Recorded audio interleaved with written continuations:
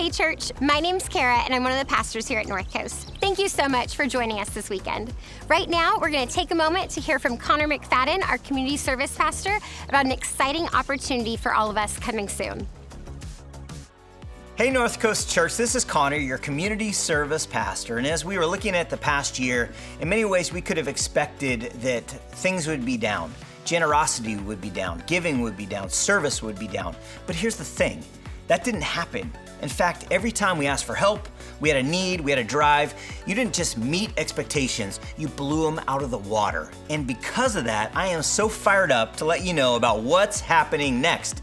Serve Your City is coming to you starting April 11th, and during that time we're going to give, serve, and love our community in amazing ways. So this very weekend, you can actually go to northcoastchurch.com, check out the banner that says Serve Your City, click on that, start looking at projects, start thinking about what are you gonna do with your life group, with your family, or maybe on your own. And this very weekend at all campuses, you could actually go to a sign-up booth to find out more about Serve Your City. So I cannot wait to partner with you during this time. Another great example where North Coast, in what many could say as a downtime, that we go out and we be the hands and feet of Jesus in the community. I'll see you out there. Before we dive into church, I just want to remind you that everything you need for today's service can be found in our digital bulletin. You can access the digital bulletin through the North Coast Church app or at our website, northcoastchurch.com. In the digital bulletin, you can fill out a communication card, donate, or take sermon notes. Now let's join the band as we enter into worship together.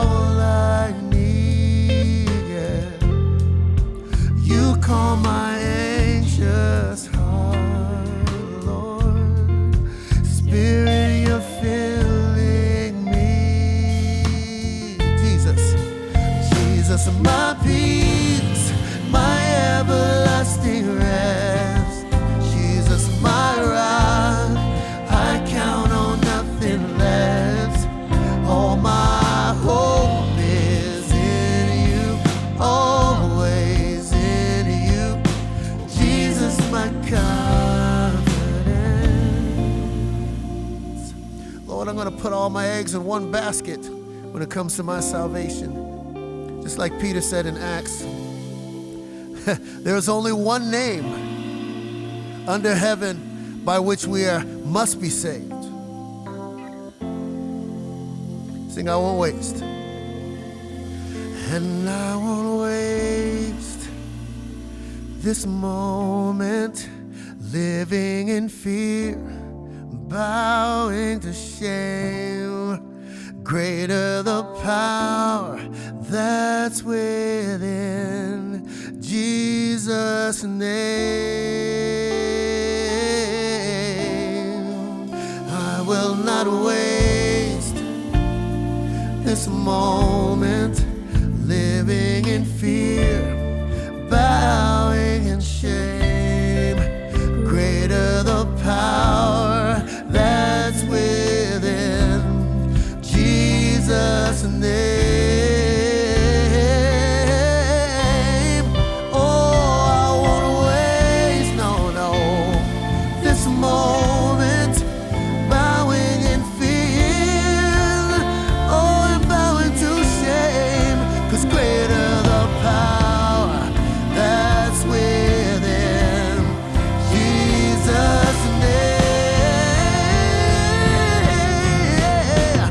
And Jesus, you're my peace, my everlasting rest, my rock, I count on nothing less.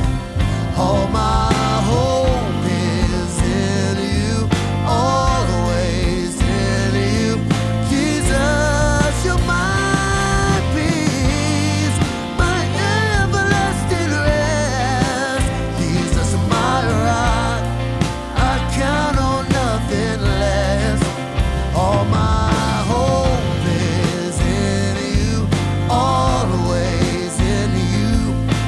Jesus, my confidence, yeah. Oh Lord, you're my confidence. Hey. Oh, thank you for being everything I need, God. Oh.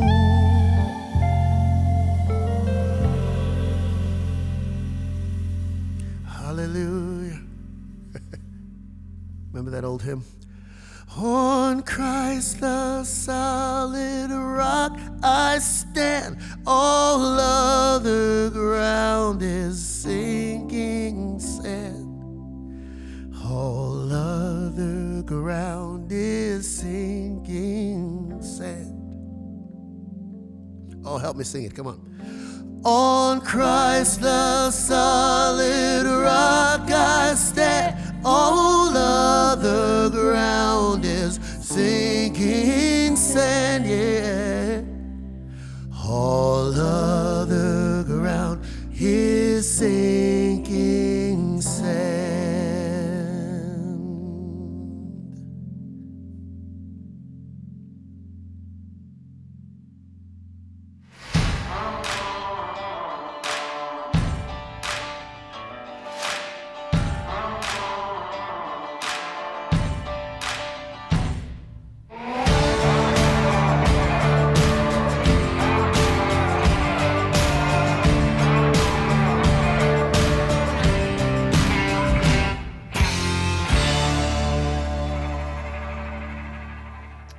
On the starboard side of the ship, he would simply cross his arms and lean against the rail. He knew it was coming. But to see him with his own eyes now brought back so many memories, the hills of Tarsus as they gently just kind of rolled down to the sea. He knows everything about every nook and cranny, crevice and canyon where his home was, just over that third knoll. And from there, all the childhood aspirations and dreams would come crashing back in. That seems like, well, more than a lifetime ago. Born into a family of some means, he would be given all kinds of hope that you can be anything you want to be. There would not only be a primary education, but there would be further education as far as you wanted to take it. Knowing the hopes and dreams and expectations of his father, boyhood memories of the hunting and the fishing, the playing with siblings, all seemed so distant, so far removed. Just standing up and putting his palms on the rail of the ship makes the chains once again clunk against the wooden beams. That present reminder of the status you now find yourself as a prisoner, so far from what the hills once would proclaim about you. And the chain's a constant reminder of where you're going. You're heading to Rome. This is the last court of appeals, if you will. Your case will be tried before Caesar. And yet he knows this isn't about guilt or innocence. He has a message to share. He's written about it before in several of his books, especially to the Corinthians, and how he wants to get to Rome. When he wrote his book of Romans, man, I want to see you. I have to go to Jerusalem first, but I intend to come back, not cuffed and chained. But as the ship slowly rolls on the seas, the hills of Tarsus will pass. And so will all hopes and dreams of what he once thought he was going to be. There's a new reality. He knows who he is. He knows what he's supposed to do. And he knows who he is. And on this voyage, adrift at times, caught in storms and shipwrecked, that makes all the difference in the world. Who are you? What are you supposed to do? Whose are you? We come to chapter 27 in the book of Acts. We will follow this prisoner named Paul, as we've done for the last, 20-some chapters now. And as we do that, you may glance and realize there's only 2 chapters left in this book. Yes, we'll cover a huge portion of that today. It's all about a storm, a shipwreck that's to come. And yet jumping in on board this ship, watching his hometown roll by on the sea, knowing what's about to come and watching the journey, you and I are going to find answers. What do you do when you find yourself adrift in life? What do you do when you find yourself in a place where you feel like it's more of a wilderness or a wandering? You're not really pushed in any certain direction. And what do you do when you find yourself maybe on the storms of life? When you feel like you're getting rocked and you can't see any hope or direction? Those answers are going to be found in Acts chapter 27. Join with me. I'll catch you up on the story. For those of you all in North Coast campuses and watching outside, we're trying to do our best with time because we know you're sitting in the sun. For all of you that have been watching and following from beyond, we are so glad that you are part of listening to us, watching, podcasting this. Welcome to church today. Acts chapter 27, verse 1, and it goes like this. When it was decided that we would sail for Italy, Paul and some other prisoners were handed over to a centurion named Julius, who belonged to the imperial regiment. We boarded a ship from Adramyttium, about to sail for ports along the coast and province of Asia, and we put off to sea. Aristarchus, a Macedonian from Thessalonica, was also with us, and the next day we landed at Sidon. And Julius, in kindness to Paul, allowed him to go to his friends so they might provide for his needs. And from there, we put out to sea again and passed to the lee of Cyprus because the winds were against us. When we had sailed across the open sea off the coast of Cilicia and Pamphylia, we landed at Myra in Lycia. And there the centurion found an Alexandrian ship sailing to Italy, and he put us on board. We made slow headway for many days and had difficulty arriving at Cnidus. When the wind did not allow us to hold our course, we sailed to the lee of Crete, opposite of Salmone, and we moved along the coast with difficulty and came to a place called Fair Havens, near the town of Lasea.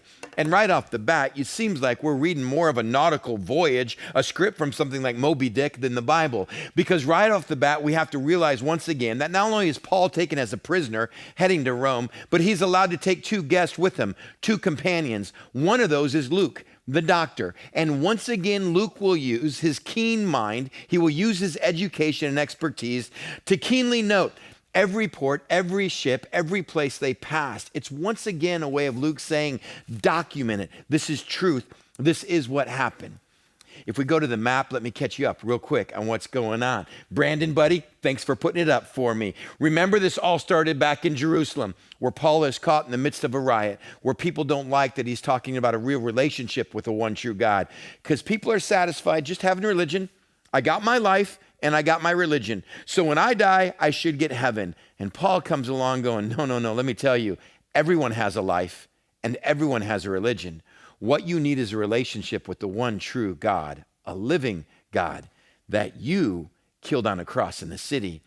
And in the midst of the uproar, as we've been following, he's taken prisoner. He appeals to Rome. All of that we've covered in the last couple weeks. Now they finally have a ship from Caesarea. They just sail up the coast to Sidon. Julius, the centurion in charge of these prisoners that are going to Rome, has found incredible favor with Paul, and Paul has found favor with him. And Julius says, look, you got friends in the city, you can go and visit them.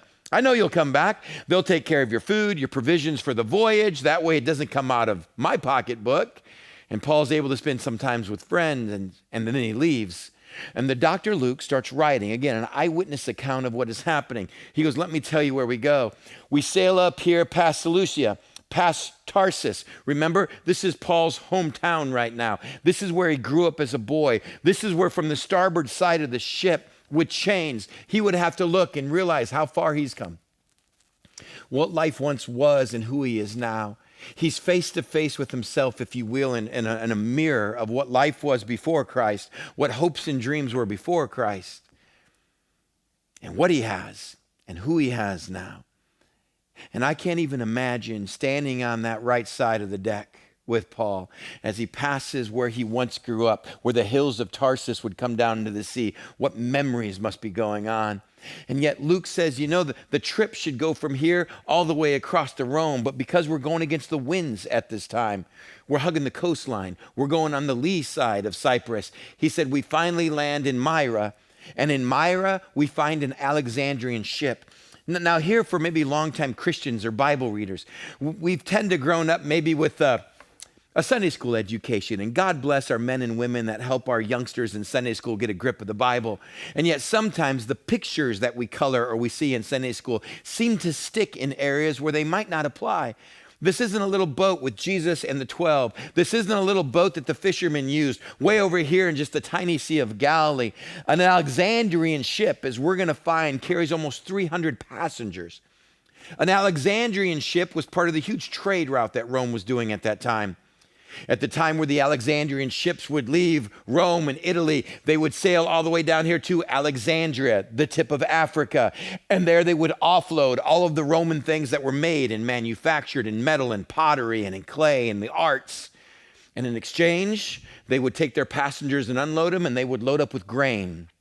And they would bring grain back to the motherland, and they would bring passengers that are heading back that way. So the voyage here may have taken 2 weeks, but by the time that voyage is done, the trade is all done. Now you're heading back in the fall, and you don't sail across the open seas. As the Dr. Luke is pointing out, everything is done now hugging the shorelines. Everything is now done on the lee side of the islands. You're getting into the worst weather.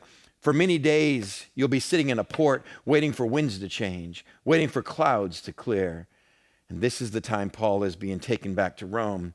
And when they get to Myra, they get one of these huge Alexandrian ships to the size that won't be equaled until the 19th century.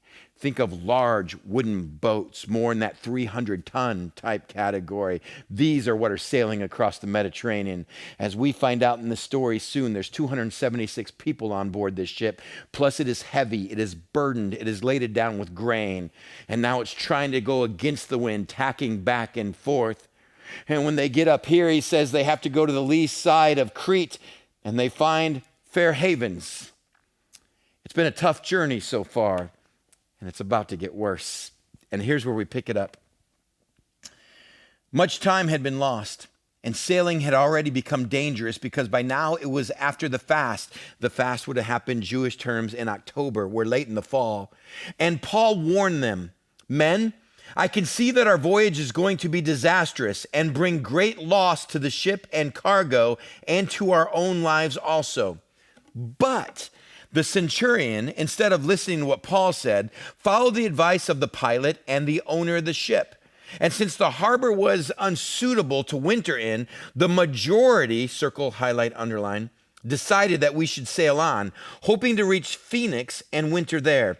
This was a harbor in Crete, facing both southwest and northwest. And when a gentle south wind began to blow, they thought they had obtained what they wanted. Isn't that a great line? How many of us have found situations, places in life where we thought, man, this is what I'd hoped for. I thought, oh, this is what I've been waiting for. I thought I had obtained what I wanted. So they weighed anchor and sailed along the shore of Crete. But before very long, a wind of hurricane force called the northeaster swept down from the island, and the ship was caught by the storm and could not head into the wind. So we gave way to it and were driven along. They can barely make fair haven on this side of Crete. And Paul there takes a stand and says, man, listen to me. I know what's going on here, and I know what we're heading into. Not only will we have loss of life, we're going to lose everything. We're going to lose the ship. We're going to lose the grain. We're going to lose everything that has value to you right now. Listen to me. But the centurion and the pilot of the ship and the owner of the ship took a vote. A majority went against Paul. And by the way, trying to make Phoenix is only about 45 miles on the other side of this island. It's a much deeper harbor. It's a harbor that you can winter in. And for a captain and owner, if you're stuck out here in Fair Haven, it's not much of a harbor. And a captain is responsible for feeding everybody on his boat if they're your passengers. That will come out of the owner's pocketbook. However, if the owner has to winter or spend weeks or months in a port where people are allowed to walk and mill about by themselves, they're responsible for their own food and beverages. So, hey, Paul, great advice. We're just going to the other side of the island here. We're going to sail on. And by the time they get off the island of Crete, a huge northeaster blows in, and it sends them out here in the midst of the Mediterranean Sea. And this is where the bulk of our story picks up. Before we jump into what's about to happen to everyone on board this ship, let's just back up for a second. Let's just look at 3 ways we can enter into a storm.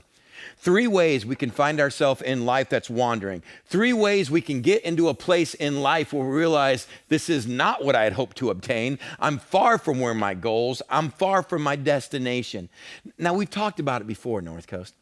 Sometimes life happens because of our own sin. We have consequences. Sometimes life breaks down and I find myself in storms because I'm caught up in someone else's sin or the backwash of someone else's evil. And sometimes, I know we hate this answer because it's so churchy, but sometimes we live in a page 3, a broken world where heaven comes later. And God hasn't promised to remove brokenness or suffering. He's promised to be with us in the midst of it. I'm not saying who caused the storm in this, but we can look at what's happening on this ship. So you and I can look at our own ships and go, am I making any of these 3 mistakes right now? Mistake number 1, listening to the wrong experts. Wasn't that good? Listening to the wrong experts. On this boat, they have the right advice. On this boat, the Apostle Paul is there saying, look, guys, listen to me. Now you're like, why are we listening to some church planner pastor? And yet we forget.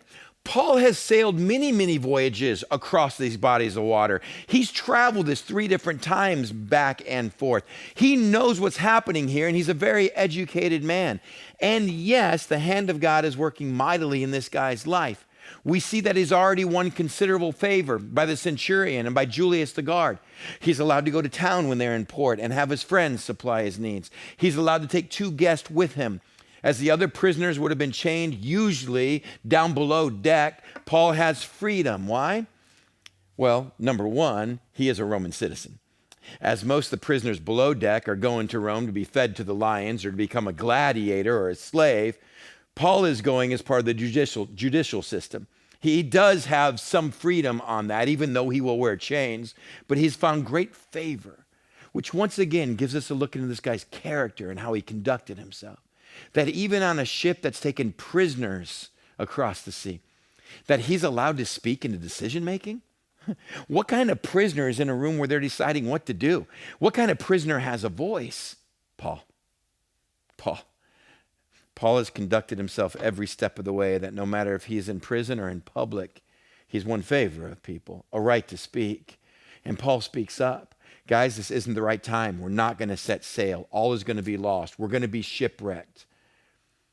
However, what do? Number 1, they listen to the wrong experts. I don't know about you, but I find that God's voice is often drowned out by our culture today.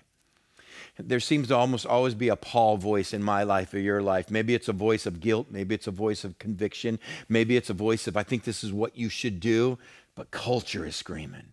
Man, culture is applauding. Culture is saying, man, this is what you can do. And it almost always drowns out the voice of reason, the voice of right, a voice of Christ in our life. I love the way 1 Corinthians 15:33, I put it in your notes, do not be misled. Bad company will corrupt good behavior. Don't fool yourself. You hang out with the wrong people, you're going to do the wrong things. Don't fool yourself. I don't care how good your character is. If this is the crowd you're running with, that's where you're going to go. The old famous quote, show me who your friends are and I'll show you your future. Man, it holds true. And on this ship, even though Paul gives reason, they want to go a different direction. So let me ask you, North Coast and beyond, what are the voices on your ship? Who are you allowing to influence you? Your view of life, culture today, our politics, our spirituality, what voices are you allowing to form? Well, this is what I follow, and this is what I believe. We've got to be very, very careful, especially in this culture right now, to guard our mind, our ears, and our heart about what voices we're allowing on deck. Because I do have a voice of God. I do have a conscience. I do have a Holy Spirit. But if I'm listening to them and them and them and them, and they're all saying the right thing, and they're all saying what agrees, and they're all agreeing together, I promise that little voice of Paul, that little voice of the Spirit in our life, so many times is once again going to be drowned out, pun intended, in our life. We have a thing called a rabbit hole in our social media, and right now, and our internet. What do you click on? What do you watch? What do you go to? That carves out now what is being brought to you. And I think by now we've all realized that. There is no such thing as a true search engine online. No such thing. You want to prove it? Get your laptop, get your spouse's laptop, get your kid's laptop. Everyone type in the same phrase and see what comes up. It's all different, isn't it? Why? Because it all pertains to what you watch, what you view, what you listen to. And in this world of internet, we carve out our own rabbit hole. This is what I know and this is what I believe because this is where all my clicks have taken me. And now the internet feeds me according to my clicks, according to my watches, according to my view time, according to my likes. And we've all carved out our own reality. And that's why even here at North Coast and in Christianity, we can have Christian spread all across on different social issues right now that are incredibly opposed to the different issue. And they're all wondering, how can a Christian believe that? And I'm like, well, you believe reality according to your rabbit hole. The voices that have cultivated in your head, in your thinking. Let me encourage, we got no stock in this, of course. It's on Netflix, but there's a documentary called The Social Dilemma. The Social Dilemma. If you haven't seen it yet, watch it. If you have kids that are starting to do electronics or go online, 3rd, 4th, 5th, 6th, definitely by junior high school, sit down and simply watch The Social Dilemma. It is a fascinating view into the internet, into something that we used to have some control over, and yet it has been programmed and made and hardwired to control us. And to step back and realize, I believe this, this, and this because I listen to this, this, and this. In Paul's time, it was happening on a deck of a ship. Here's truth. Here's right. Here's what God's saying. But I'm listening to this voice, a centurion. I'm listening to this voice, an owner. I'm listening to this voice, a pilot. And you know what? They're professionals. They're professionals. They're professionals. They have authority. They have authority. They have authority. And so how can they be wrong? And it's 3 against 1. Christian, pay attention to the voices you allow on your vessel. Pay attention to the voices that you are allowing to shape your worldview, because your worldview will shape your Christian view when it should be the other way around. Be very careful about the voices we're letting in and go, this is the direction my ship is going to go. And right off the bat, they're listening to the wrong experts. Secondly, and we'll go quicker, they decide to go with the majority. They simply decide to go with the majority. Look, it's a 3-1 vote. We go with the majority. Oh, Christian, I think you know this, but Christianity is a call to be different. Christianity is a call to be separate. Christianity is a call not to be a part of. When we're called to be holy, that word simply means we're called to be set apart. We're called to be different from the world. Why does the Old Testament have so many crazy laws and rules for Jewish people on how they did their hair and what type of clothes they could wear and how they lived? Why? Because God wanted every traveler, every nation to take one look and go, they're different. They're different. He wanted outwardly to live a life that was so different. It helped you understand inwardly, this is what we're called to be. For most Christians today, our greatest fear is to be different than the world, to be singled out from the world. Man, we're almost paralyzed with the fear of not being a part of. We have this FOMO, fear of missing out on everything. And yet the very identity, called definition of being a Christ-y in is one who walks, talks, looks different than the rest of the world. They listened to the wrong experts. Number two, they decided to go with the majority. I had verses on that in a passage right in your note sheet, Numbers chapter 13. Numbers chapter 13. It's a phenomenal story about 12 spies. God said, go look at the land I'm going to give your people. 10 of them came back and said, no, we can't do it. It's a great land, but the people are big. We're outnumbered. No way, no way, no way. 2 guys said, well, God didn't say, can we do it? God said, go look at the land he's given us. Let's walk in faith. What happened? 10 against 2. Who do we go with? The 10. The 10, and they seem to speak truth, and they saw it with their own eyes. We simply listened to the wrong experts, and we decided to go with the majority. Third way we can enter into a storm, we go with what we think is best. We go with what we think is best. Did you catch that line? When a gentle south wind began to blow, verse 13, they thought they had obtained what they wanted. This is what we've been waiting for. Man, I know this is what is best. We rely on the circumstances, say, well, this is what we should do. How do you know? Well, look at the wind. This got to be an open door. And this is where Christians, I'm including myself in, we use all these spiritual language. Well, I feel like God is telling me. I feel like God's put it on my heart. Well, it's an open door. And they're standing on that ship. It's a favorable wind. This is what we've been waiting for. I can feel it in my heart. I get this gut feeling. It's an open door. It's time to set sail. Let's be careful when we go with what we think is best. I love Proverbs 3, 5, and 6. One of the most famous verses in all of Proverbs. Trust in the Lord with all your heart. Don't lean on your own understanding. Don't lean on your own understanding. Some of you didn't write that down, so I'll keep saying it. Don't lean on my own understanding. In all my ways, acknowledge, give it to God, ask of him, and allow him to direct my paths. You know why I lean on my own understanding? It's pretty good. I've got a good track record of leaning on Chris's understanding. You may want to write down in your notes under that Exodus chapter 2. You got a phenomenal story of a guy named Moses, brought up in Pharaoh's palace, supposed to be the deliverer of God's people when they were all in bondage in Egypt. He's out one day and he sees incredible injustice. Egyptians are beating a Hebrew, one of his own people. And he looks this way and that, and he realizes, I know what to do in this situation. So he jumps in and he kills the Egyptian that was beating down the Hebrew. And then he buries him. And what he's done is uncovered. And now he's got 40 years in the wilderness from the palace to being a shepherd of someone else's sheep. Why?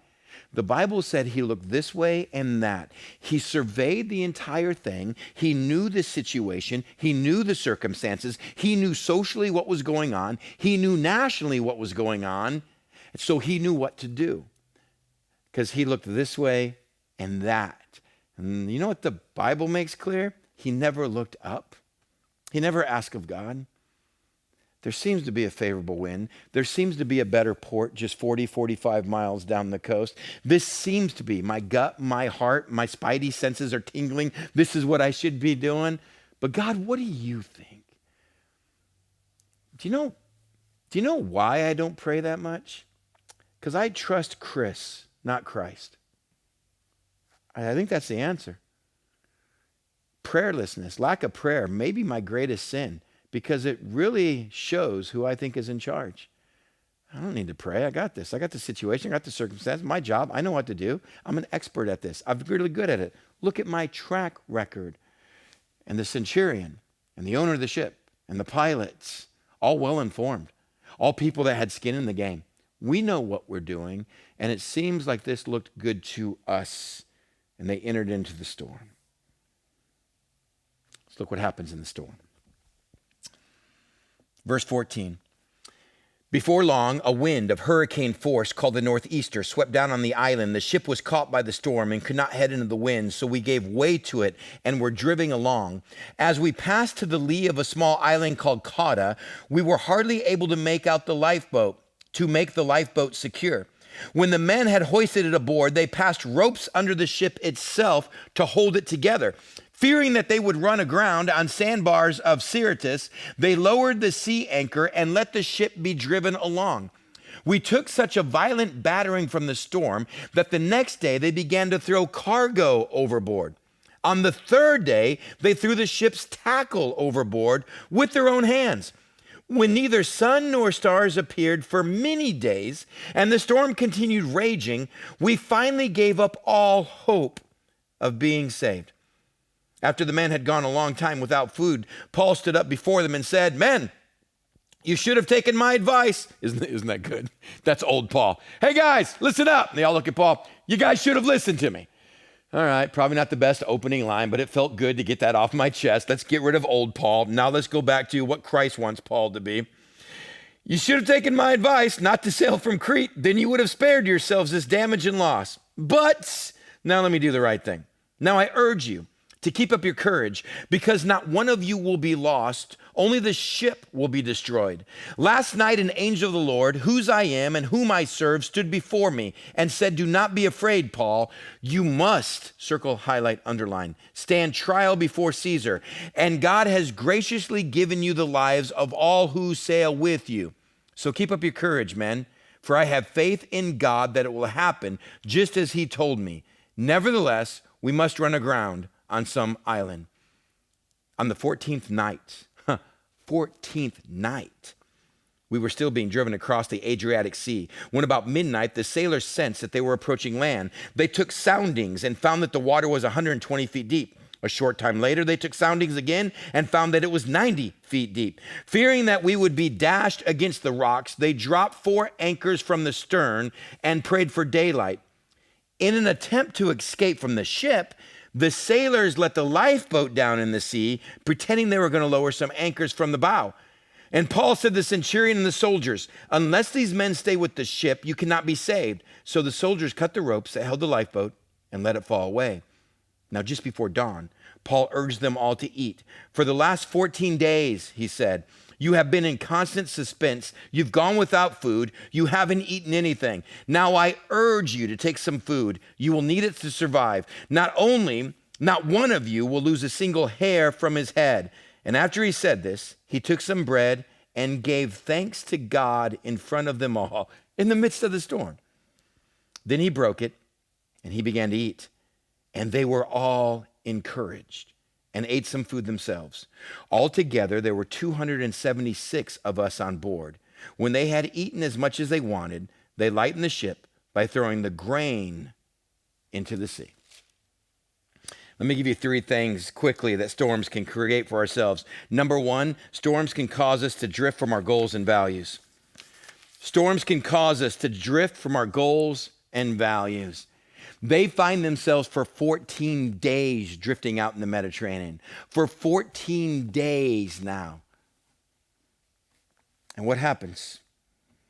They tend to run to any port. We grab onto anything that keeps float, anything that looks like a way out. We lose our compass. We lose our navigation system.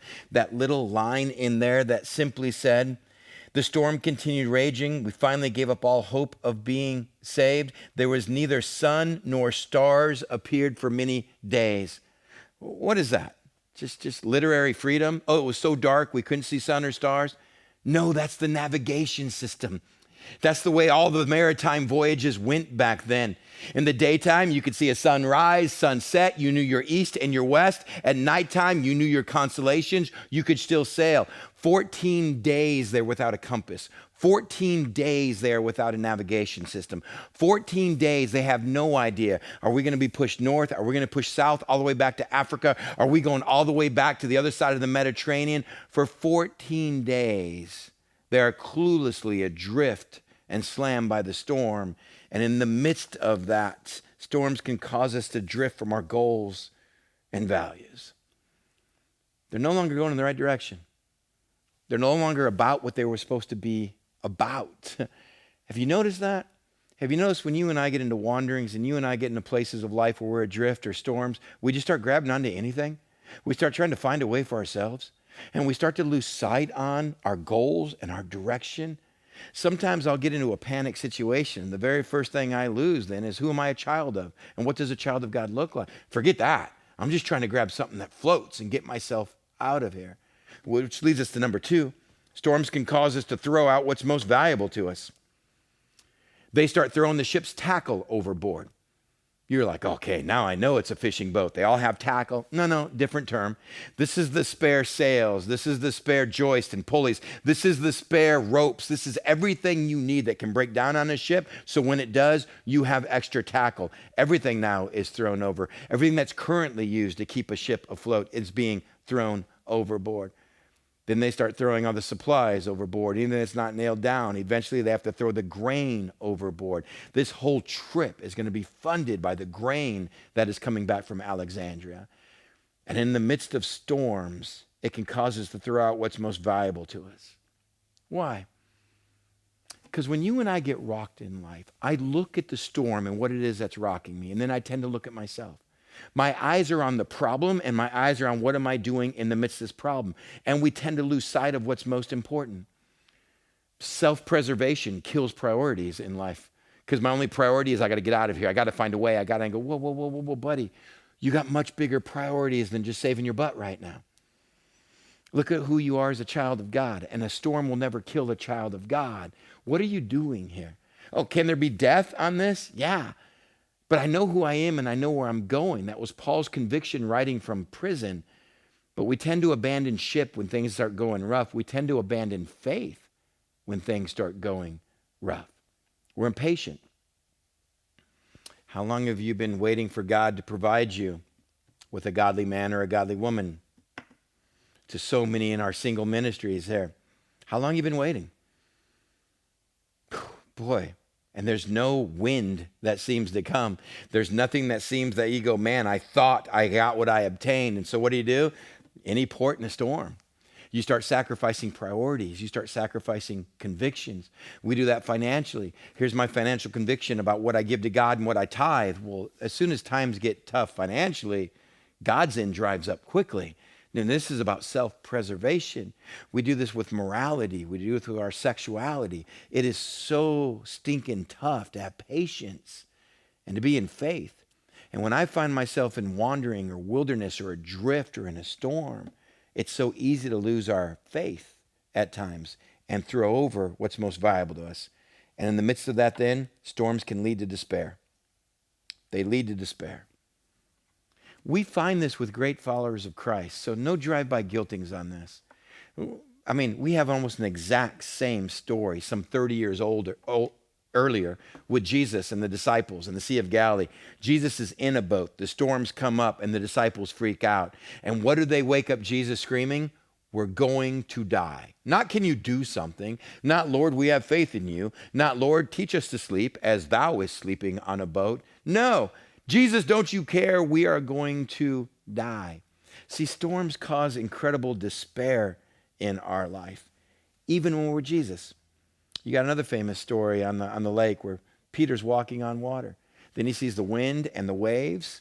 He sees the situation and he sees himself, and he sinks. He takes his eyes off Jesus. Man, we're in a period of time right now where there's been a lot of blessings for some, but others in great despair.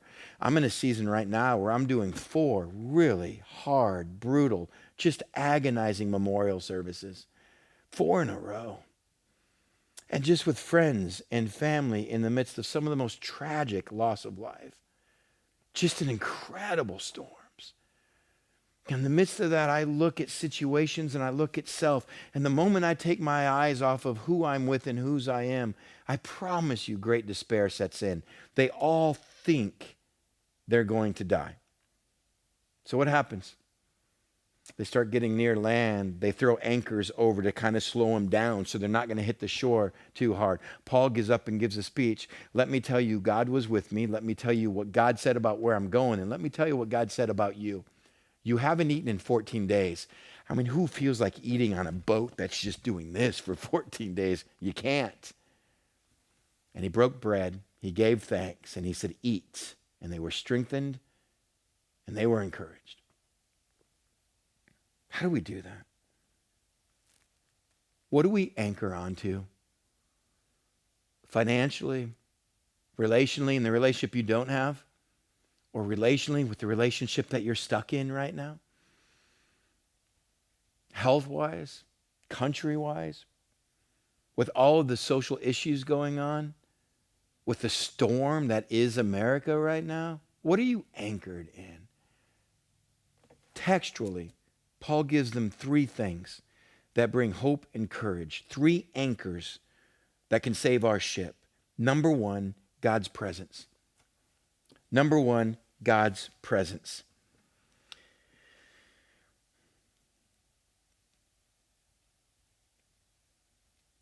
After Paul's little speech on you should have listened to me and taken my advice, in verse 23, last night an angel of God, whose I am and whom I serve, stood beside me and said, do not be afraid, Paul. You must stand trial before Caesar. Paul's the only one not freaking out on the ship because he knows whose he is, who he belongs to, and the presence of God. The first anchor we have to have, even in great days, otherwise that anchor will be you, has got to be, am I really found in Christ? Is God's presence really something I practice daily? Your homework in your life group this week is going to take a big, deep jump and a dive into how do we practice the presence of God? Christianity wasn't just a prayer I said a long time ago and one day I get heaven. It is a daily practicing this life of Christ in us. We're doing a whole thing on our daily dose, daily devotionals, 51-400 text daily to 51-400. Is that right? I think that's right. Brandon's giving me a head nod. It's not my fault, it's Brandon. We're doing a whole week on forgiveness and what it looks like. What does it mean to walk with the Spirit of God? What's it mean to have this in our life?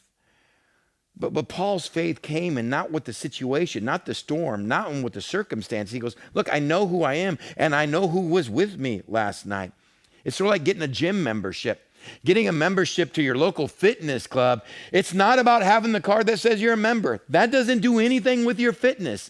It's you being present in the gym and actually using everything that's available to you.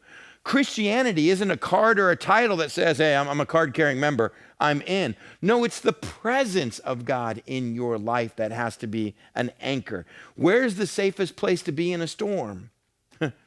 With Dad. Simply with Dad.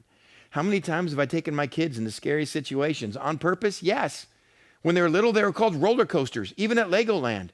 What am I encouraging with the entire time in line? It's going to be okay. I'm going to be with you. I'm here. I wouldn't be doing this if I didn't think it would be a blast. You're going to love it. Right now, you're terrified. No one will be able to use the seat after you because of what you may leave on the seat, but that's okay. Legoland can take care of that. Trust me, trust me, trust me. And they scream and yell the entire time, man, just screaming.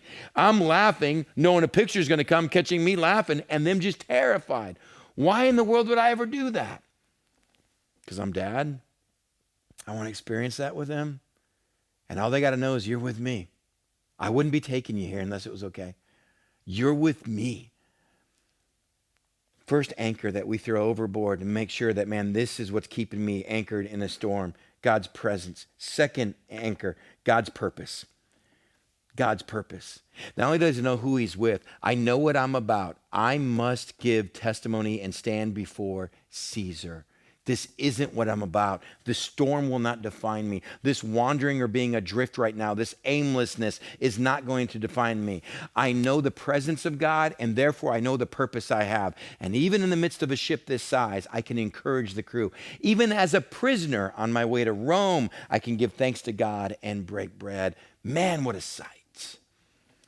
Now, I love this quote by Krista Black Gifford. She says, if you are not anchored in the goodness of God, you will lower your theology to match your pain. Isn't that good? Man, if we are not anchored in the goodness of God, who he is and his purposes, then we will lower our theology to match our pain. My theology, what I know about God, will change with the storm. My theology, what I know about God, will change with the size of the wind and the waves if I'm not clearly anchored in his promises, in his presence, and his purpose. I just gave you the third one. God's promises. God's promises. A child of God was not created to merely flounder in the storm. This whole story, do I believe in God or do I believe God? Okay, no, don't put your stuff away. Come on, stop right there. In your living room and those outside that go, Chris, 40 minutes in the sun, what are you doing to us? You know what you're getting into. This isn't even persecution. Just listen. Here's the question. Do I believe in God or do I believe God? That little I in makes a world of difference. Someone goes, oh yeah, I believe in God. I believe there's a God. Or do I believe God? This is who I am. This is my purpose. And this is the size of the God that has me right now. Therefore, I will not fear the storm. Therefore, I will not lose my way. Therefore, I will not lose my navigation. Therefore, I will not deter from the goals that he has for me. Therefore, I'm not going to change my priorities. My preservation is not self-preservation. It's in his hands. And I know who this God is. I don't believe in God. I believe God. I believe his promises. North Coast, the old saying is wrong. We're not all in the same boat. We're all in the same seas, but we're not all in the same boat. Are you anchored in this God who cannot, will not ever take his hands, his eyes off of you because of how much he loves you? Do you know his purpose and his promises that he has for your life? Storms aren't fun. Wildernesses aren't fun. Being adrift is not fun. But we don't have to lose our hope. We don't have to lose what is most valuable. We don't have to turn to despair. When we practice the presence of God, your homework this week, in your homework note sheet, and we know his purpose and we know his promises. Oh yeah, read the rest yourself. So the ship breaks up on the sandbar and rocks and everyone swims or floats and all 276 make it to the island safely. Oh, you want to know what happens on an island? Tune in next week. Father, thanks for who you are. Thanks for being a God that loves us. God, we want you to take the storms away.